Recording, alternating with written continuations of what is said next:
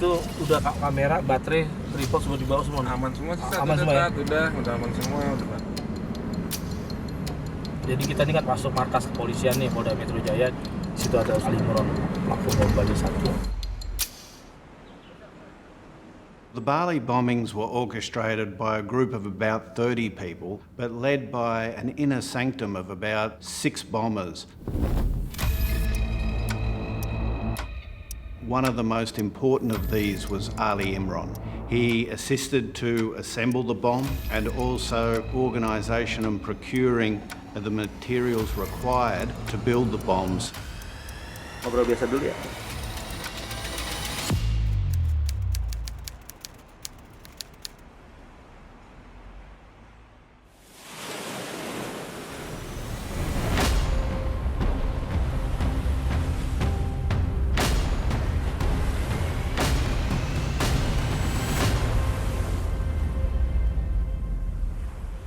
Saya sebagai koordinator lapangan pengeboman di Bali. Jadi saya antarkan dari tempat peracikan dan perakitan kami hingga di Jalan Legian.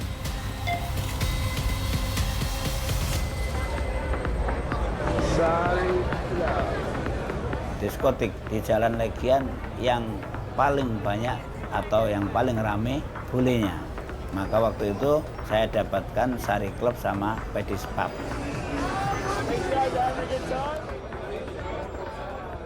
Jadi dalam bom Bali 12 Oktober tahun 2002, kami rencanakan satu bom mobil yang bobotnya sekitar 1 ton. 2 bom rompi yang bobotnya sekitar 10 kg. Jadi begini, sebetulnya kalau saya sampaikan dalam kesempatan ini, perencanaan, persiapan banyak amburadulnya. Yang disampaikan pada perencanaan itu katanya orang-orang yang siap bom bunuh diri ini adalah semuanya sudah siap. Tetapi ternyata orang-orang ini belum siap 100%. Setelah arnasan yang akan bunuh diri di mobil, sudah saya ajari caranya meledakkan, saya lihat dia agak sedih. Kalau tidak siap, nanti akan kami ledakkan dengan remote. Nah pada waktu itu dia menjawab, enggak Pak, saya sedih karena kenapa saya belum lancar nyetirnya. I'm Kumar Ramakrishna. I've been a counterterrorism specialist for 20 years. The 2 suicide bombers who were from the rural countryside of Java, they didn't know how to drive.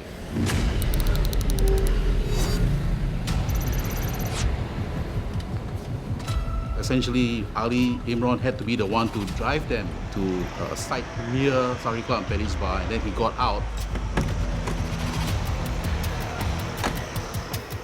Once the van had been swapped over to the driver, Ali Imran escaped the scene as a pillion passenger on a motorbike they just purchased days previously. Then one of the suicide bombers drove in a straight line. I mean, that's all he could do.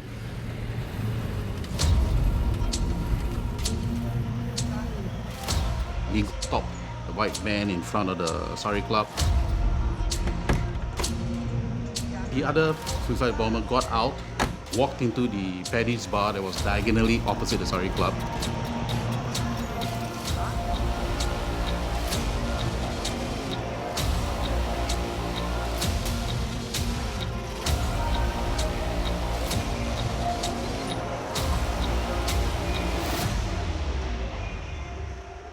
And he detonated his suicide bomb.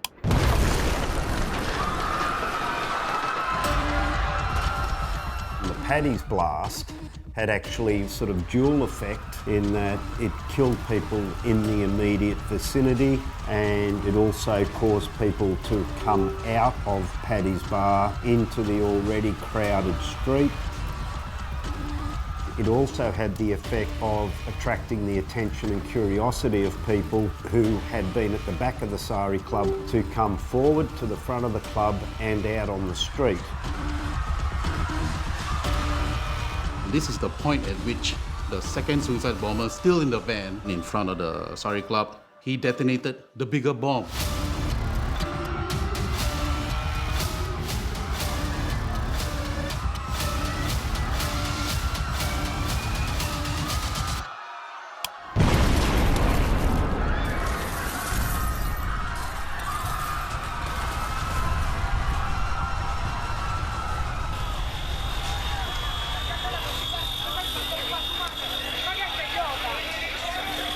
Guys, this is horrendous. I've never seen anything like it.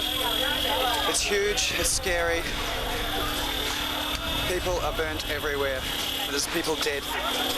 I just don't believe what happened here tonight.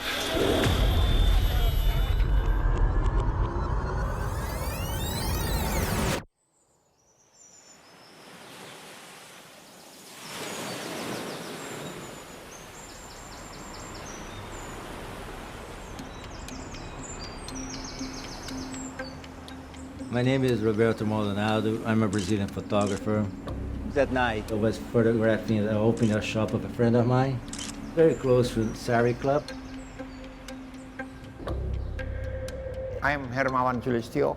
I was teaching at the Indonesian National Police College. I was there in Bali as team leader doing research on the capacity of the police. I was 300 meters away and we are having late dinner.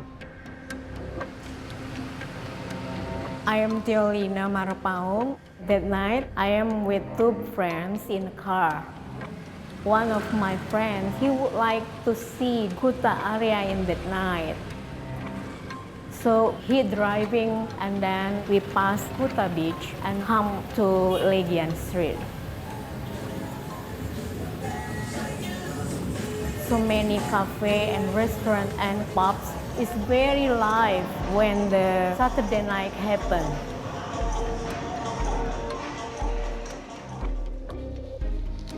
My name is Eric DeHart. I was one of the founders of the Coogee Dolphins Rugby League Football Club based in Sydney, Australia. I got pretty sick 2 years prior to Bali, and the guy said that I worked too hard and I've got to learn to relax and I've got to go on their end of season football trip, which was to Bali. So we ended up only taking 11 guys to Bali.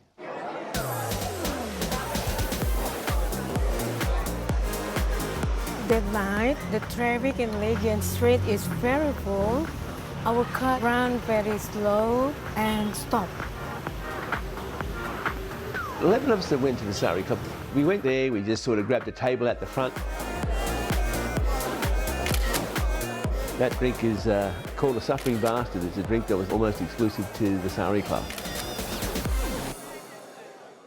What happened was, out of the corner of my eye, I caught one of my mates staggering out of the Sari Club, and I said to him, "Ellie, what's wrong?" He goes, "Oh, mate, I've had too much to drink." So I said, "Well, you're heading the wrong way. Come on, I'll take you back to our hotel." So I took him back to the hotel and made sure he got in okay, and so I was on my way back to the Sari Club.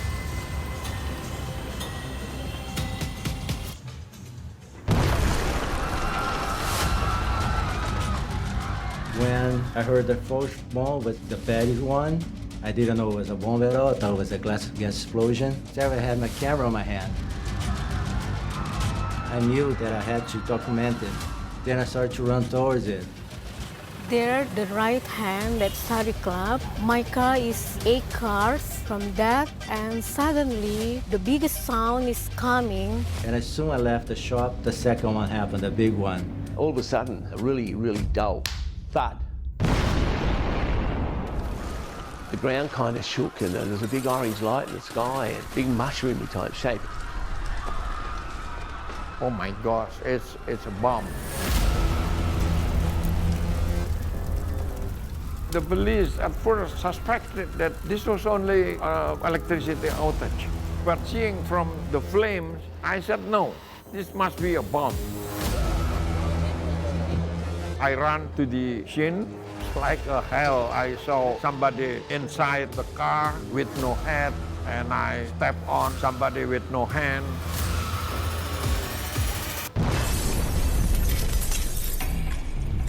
both friends is lying in the car. I'm lying also, same like them. And then I trying to open the window and feeling in my hand so many glass. When I touch my face, both eyes also feel like water, but it's all of the blood. So many plenty in my face and my eyes. That's the glass. Let me show you some of the pictures I took. Then you guys can see what really happened. It's just fire all around. It was very hot. I tried to even get closer to help someone, but it's really, really hot. I could see this girl, she was coming out from the back beside the sari club. Some people came with almost no clothes. The blast ripped their clothes off and their shoes too.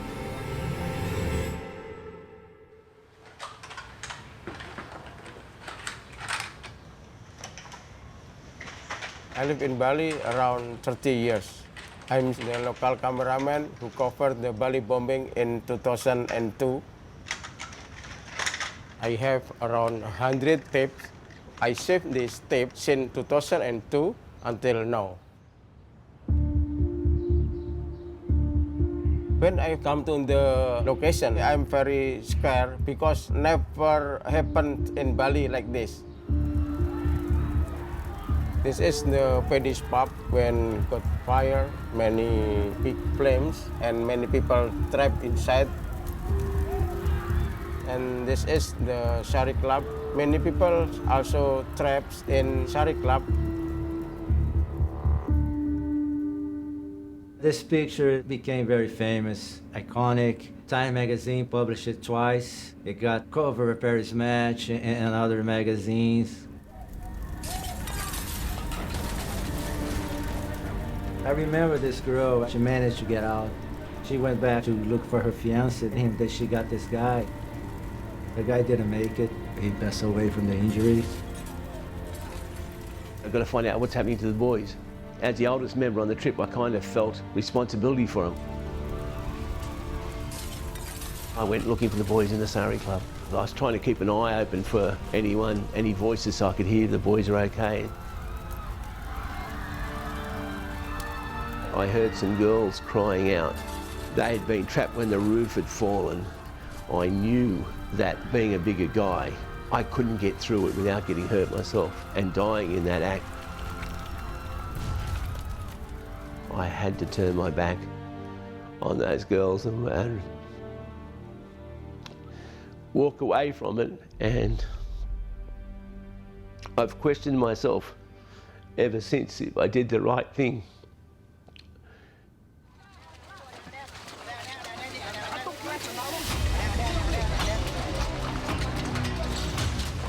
The final death toll was 202 people killed. There are a high proportion of Indonesians.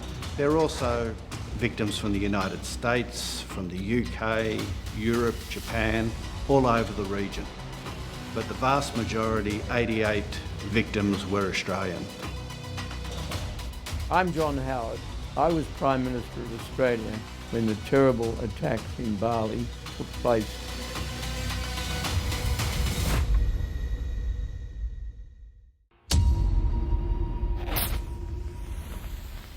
The Sari Club bomb is compared to lighting of a giant matchstick. It was extremely obvious that there was a stockpile of flammable material. The Sari Club was comprised of a grass thatched roof. There was also bottles of alcohol. It was a club. Gas cylinders for cooking. I was one of the first Australian police officers to arrive at the scene of the Bali bombing minutes after the explosion.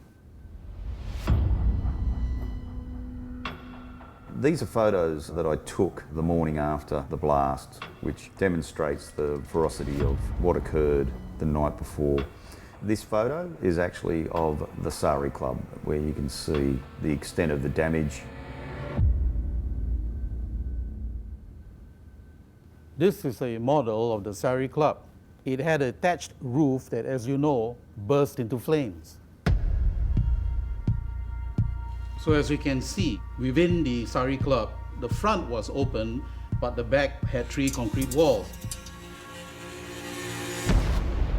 When the explosion occurred in the road, the fireball went into Sari Club and closed by the 3 walls, reflected out, and unfortunately across the road there was an uncompleted bank structure with an open front, but the back was already up. The fireball went into the club, reflected out to the bank and into the club again. So there was an echo effect and destroyed structures down the road as well. You can just imagine from a forensics point of view the difficulty of trying to go through all of this rubble and to trying to find the single clue that will hopefully give you a breakthrough in your pursuit of those responsible. There was damage for hundreds of metres away from the Sari Club, so crime scene management was going to be extraordinarily difficult. I could see that the whole area was not secured, and seeing people traversing across the whole area of devastation, which is an official crime scene, was very disturbing to me. I was very frustrated. Well, if a crime scene isn't sealed off properly, there's potential for the crime scene to become contaminated. The contamination itself can serve to throw up false leads.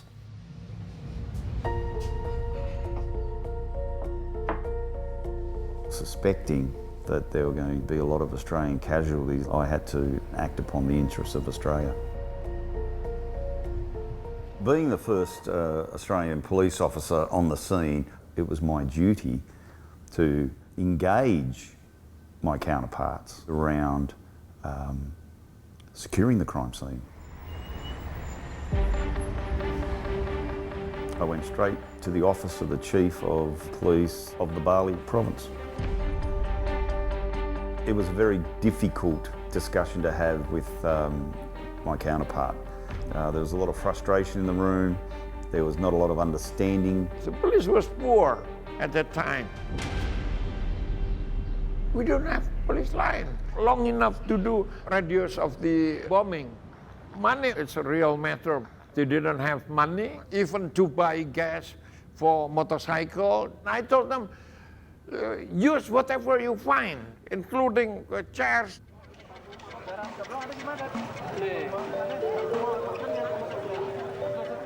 There were also cultural and religious factors that may have led to local people wanting to try to clean up the crime scene, if you like, or to try to restore things back to some sort of sense of normality. Local custom, culture, tradition was that ghosts and spirits would inhabit an area where death had occurred. And as a result, the local people wanted to clear the site as quickly as possible. This was one of the biggest blast site crime scenes in recent history. There's only one opportunity to gather evidence. A lot of negotiation had to occur with the local community. So ultimately, an agreement was struck. We could examine the site for 3 weeks and then they would want the site cleaned up.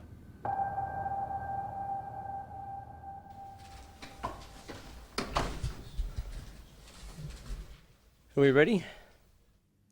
I'm John Howard. I was Prime Minister of Australia when the terrible attacks in Bali took place.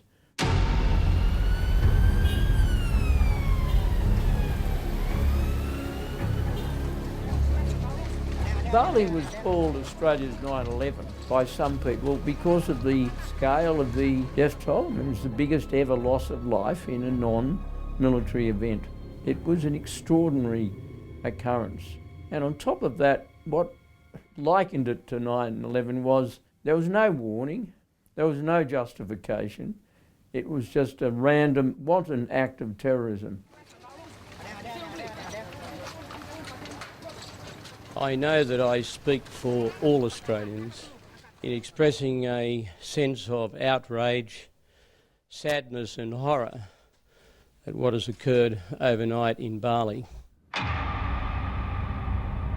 The attack had occurred on Indonesian soil. Unless we respected and worked closely with the Indonesians, we weren't going to track down those responsible. We are assisting the Indonesian National Police. So this was a clip of me some 20 years ago, so a younger version obviously. This investigation is being conducted by the Indonesian authorities. They have asked for assistance of the Australian Federal Police. We are providing that assistance. In this particular conference, I was being asked questions about the AFP involvement in this investigation, and the Australian Federal Police had no executive power of arrest in that foreign jurisdiction. The Australian Federal Police was responding to requests for assistance. The Australian Federal Police and the Indonesian National Police have worked very hard to build a relationship in the years preceding the Bali bombing over issues such as drug trafficking, people smuggling. But the scale of the investigation was unprecedented. We'd never done anything like this before. And at one stage there were 200 or 300 Australian Federal Police officers in Indonesia. This was the largest investigation in the Australian Federal Police's history. Kepolisian Indonesia meminta bantuan AFP karena Indonesia memang masih terbatas kemampuannya, baik di bidang teknologi maupun di bidang investigasi tentang bom. You must know that the Indonesian police force was previously under the armed forces.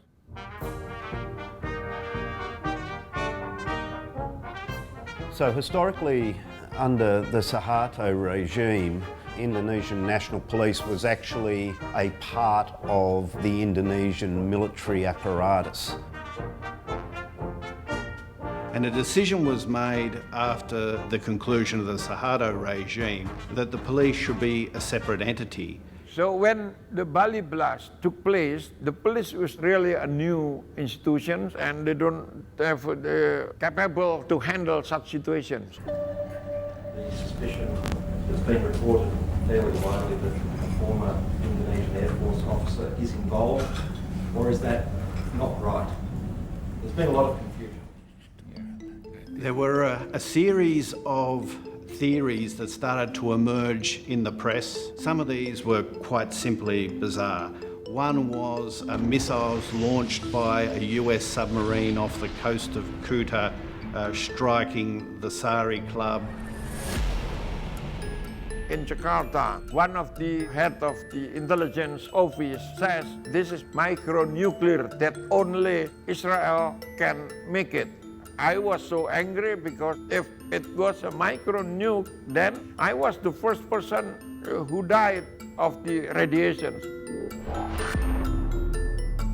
There were quite a number of relatively bizarre conspiracy theories, but a couple of the more sensible ones were the one view that perhaps the Bali bombing was done by an Al-Qaeda cell.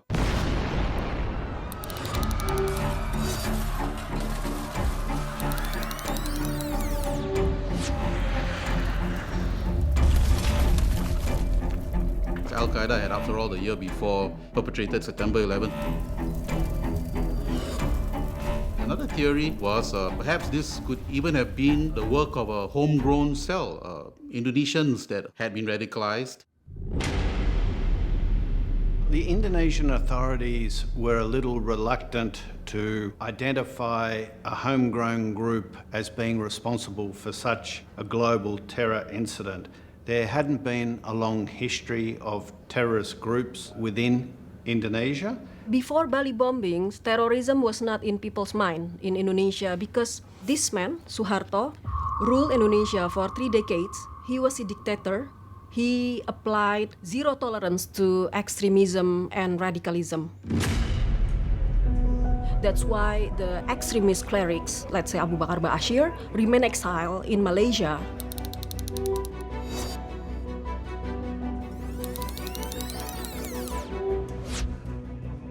Abu Bakar Bashir had created Jamaah Islamiyah JI, a transnational network, but born and based in Indonesia.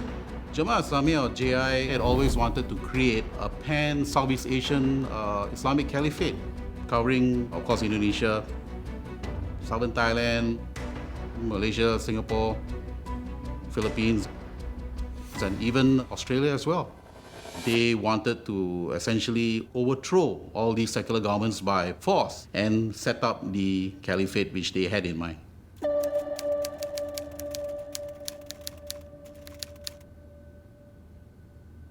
In 1997, there was an Asian financial crisis.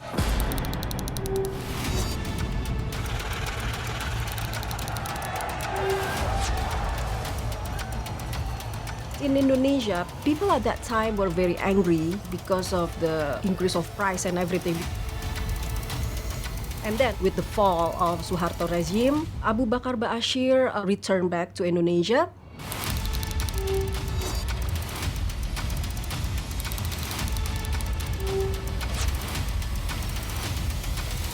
He became a charismatic leader for the lost soul, lost mind. At that time, after 1997, we had what I call as leadership crisis. So Ba'asyir didn't get attention from the government. In 4 years, we had 4 different presidents, and the last was Megawati. The momentum was right at that time that Abu Bakar Ba'asyir selling the idea to build an Islamic state and against the government. President Megawati had a vice president who represented the Islamist constituency, and this was Mr. Hamzah Has.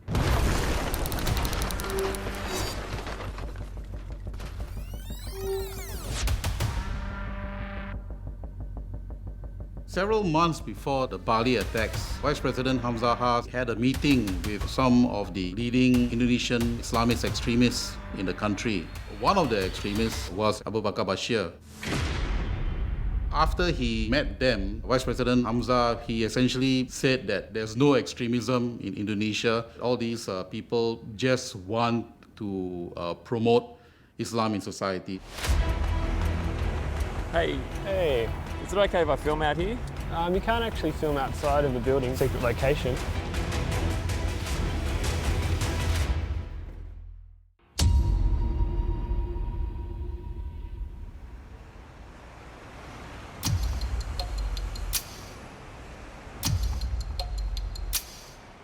Hey, Andrew, I'm from CNA. Hey.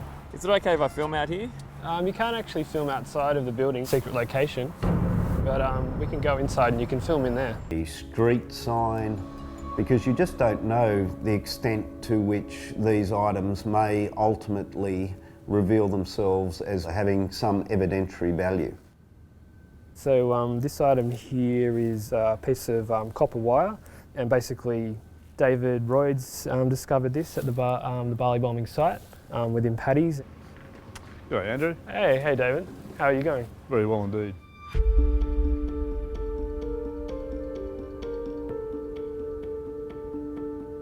The piece of copper wire that I found in Paddy's bar. It's got black insulation on it, and you can see heat damage to the insulation. The first time I entered Paddy's bar was with a reluctant agreement of some guards outside. We're guests in another jurisdiction. There was a general perception portrayed in the Australian media that the relationship between the Australian police and the Indonesian police is a very close, warm, friendly relationship. Now that may have been the case at the highest levels, but it certainly wasn't on the ground. On the ground, there was bewilderment as to why were Australians in an Indonesian crime scene. What right do they have to be here? So there was friction at the outset. We have a high distrust to Australian police. We said they will manipulate our hard evidence, so don't share it with them. But some group inside the Indonesian police have higher trust to the AFB, so they said, let them do the work. Let them help us. The first time I entered Paddy's Bar, I was seeing things that I just could not leave behind. So I immediately picked up what I recognised to be leg wires of a detonator. All copper wires used in electronics is multi-stranded, but on detonators, the leg wires, just a single core covered with insulation. So I immediately put them in this little plastic cup. I was just pretending I was drinking water as I was walking around. Then eventually the copper wire, I folded it into a paper envelope and placed it in the top pocket of my overalls. And then I forgot about them. It's not a good story, I don't particularly like telling it, Alistair. After a very, very, very long day, I just felt as though my overalls was just in such a putrid state from being in this scene for so long. I just had to wash them. I poured water into the sink and just gave them a good rinsing. And then next morning, I suddenly remembered that there was a paper envelope in the top pocket that contained these copper wires. I immediately pulled it apart and carefully unfolded it, went off, tested the copper wire and got a positive result for TNT. I could still find the TNT because TNT by its very nature is insoluble in water. It's like beeswax and residues will survive being underwater for quite some time. In fact, up to weeks actually. It was determined that TNT had been the primary explosive used at Paddy's Bar. It is quite a common explosive.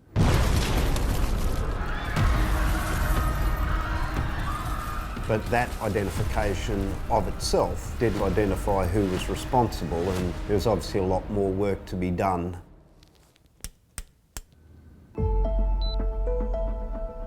The Sari Club was a massive big explosion.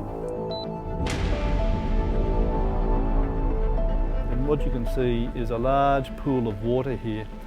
This is the area where the car bomb blew up. When it blew up, it burst the water mains. The burst water main made it very difficult to examine evidence, or may have washed evidence away. Similarly, the fire brigade response and the amount of water that they had utilised makes the hunt for evidence all the more difficult.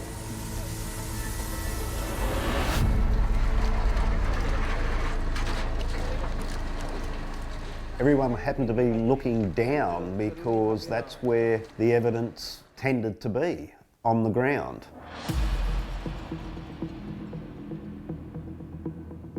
And in this case, it was a simple thing when somebody decided, let's look up. And what you can see is two power poles directly beside the crater. We analysed swabs taken about 2 metres above the ground on both those poles. And lo and behold, that's where the evidence was, potassium chlorate high up on light poles.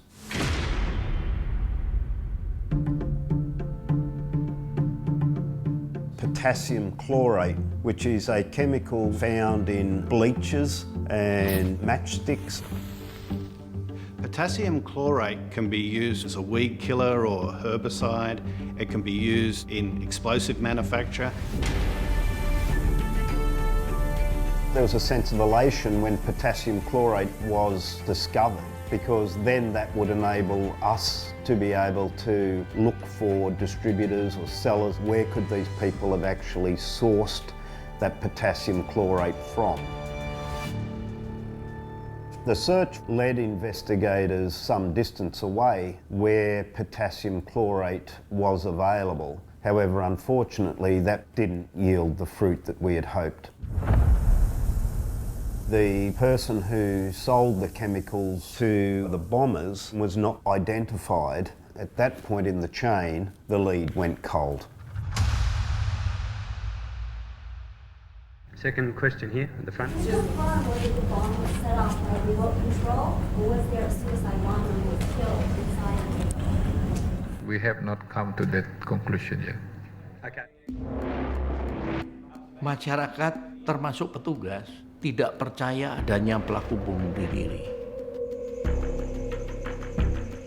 Mereka tidak percaya kalau orang Indonesia mau melakukan hal itu. Dan pada dasarnya masyarakat yang dipercayai adalah bom bunuh diri adalah hal yang dilarang oleh agama. The original theory was that a bomb had been thrown through an open window and had rolled across the floor in Paddy's Bar.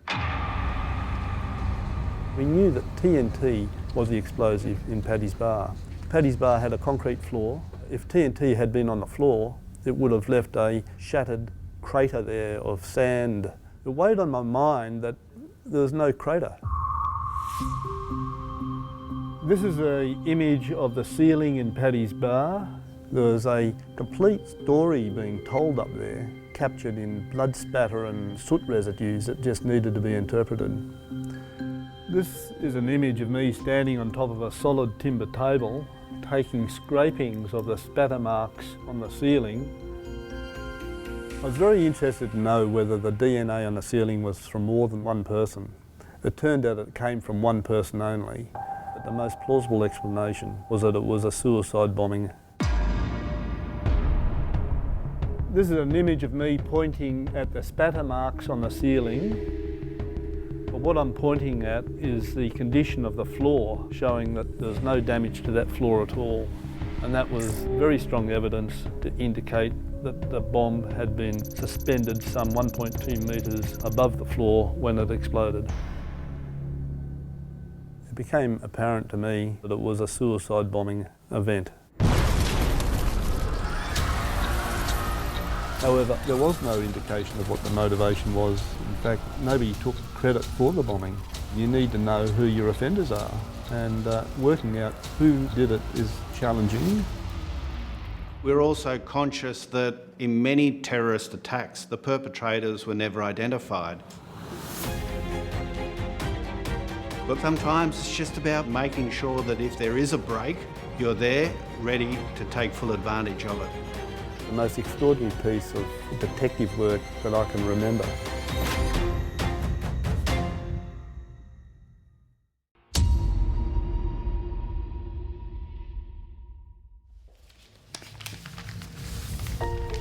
Here is an interesting article in that it was published on the Wednesday the 23rd of October 2002, 11 days after the bombing.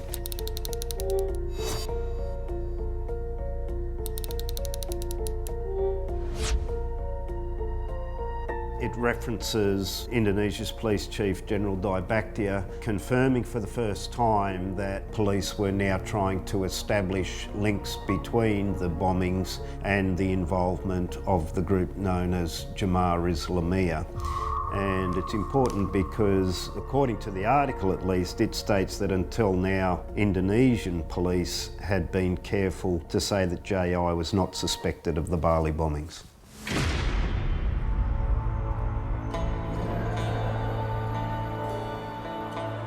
Betul, jadi tekanan itu dari berbagai pihak, termasuk para politisi, karena mereka memprotes.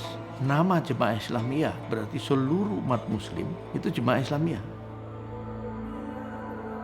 Publik dianggap itu merusak nama agama. Within Indonesia, there was an ambivalent stance because Jemaah Islamiyah basically means Islamic community. That is very innocuous. What does this mean? Does this GI even exist? Hi, and welcome to Maptech. Come on through.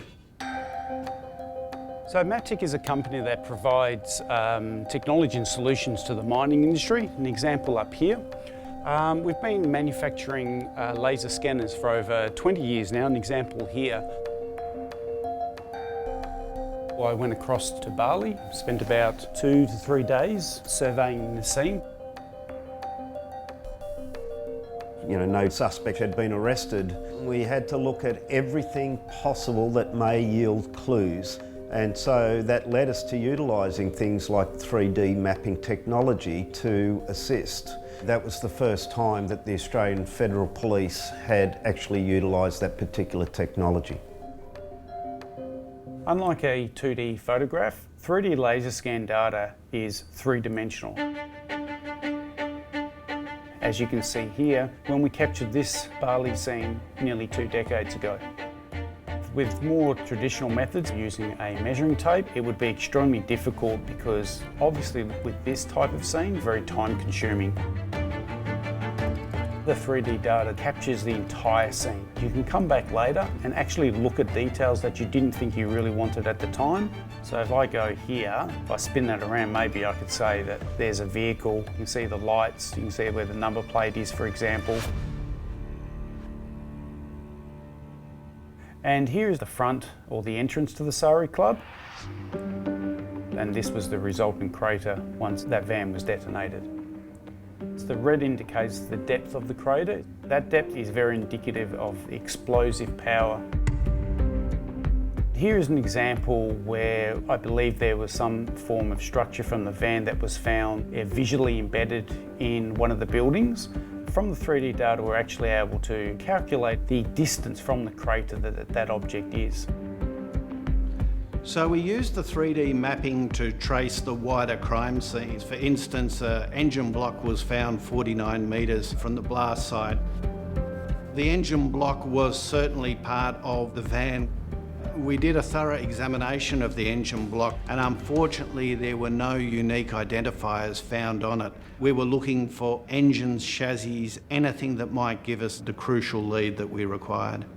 Is it possible that they'll get it or any kind of identification number off the car that was outside the Sari Club? Well, obviously that's one of the things I'll be looking for.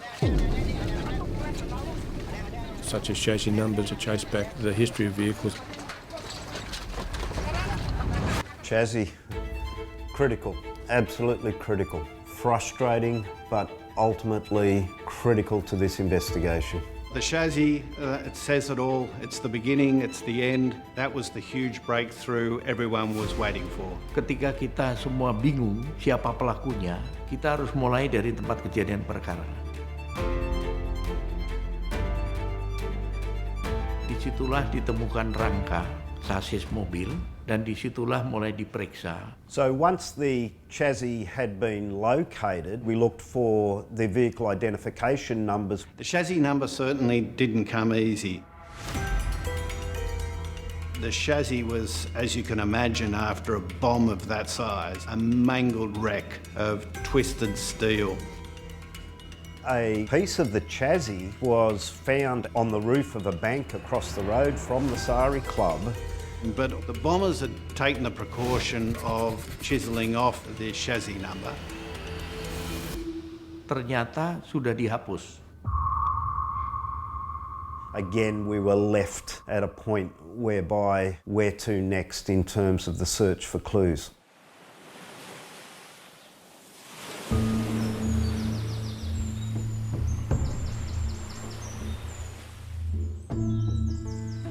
Kemudian pada saat itulah ketua tim investigasi bersembahyang. Pada saat beliau bersembahyang, kemudian mendapat telepon. Pada saat itulah telepon yang ternyata dari anak buahnya menginformasikan bahwa dari tim di lapangan telah menemukan nomor kasus dari mobil yang... The bombers had taken off the chassis number, but a dedicated forensic officer didn't give up. Was the most extraordinary piece of detective work that I can remember. A forensic examiner from Indonesia by the name of Rudy found a number that was hidden. So ultimately, that piece of chassis had a metal strut welded across, presumably to reinforce that part of the chassis by a former owner of the vehicle. That bar had been welded on so that it actually covered up this number. Just for the cars in Bali, they put another number. So when Ali Imran and his gang erased the number, they didn't know that there's another number. When that struck had been removed, it revealed this identification number in a pristine condition, which then allowed us to be able to trace that vehicle. And so that was an enormous and pivotal breakthrough. That vehicle identification number very quickly led to the Bali bombers. Ali Imran confirmed that Jamaah Islamiyah was behind the Bali bombings.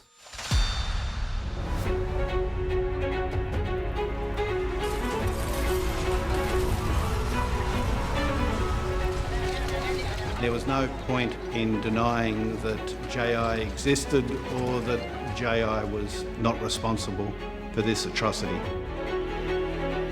Abu Bakr Bashir, co-founder of Jamaah Islamiyah JI, his role was essentially to create a climate within which such attacks could occur.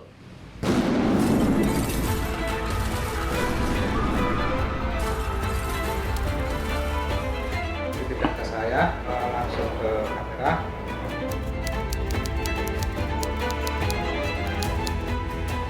I would say the beginning of the road to Bali, the thwarted Singapore plot in December 2001. That was the genesis of the Bali bombings.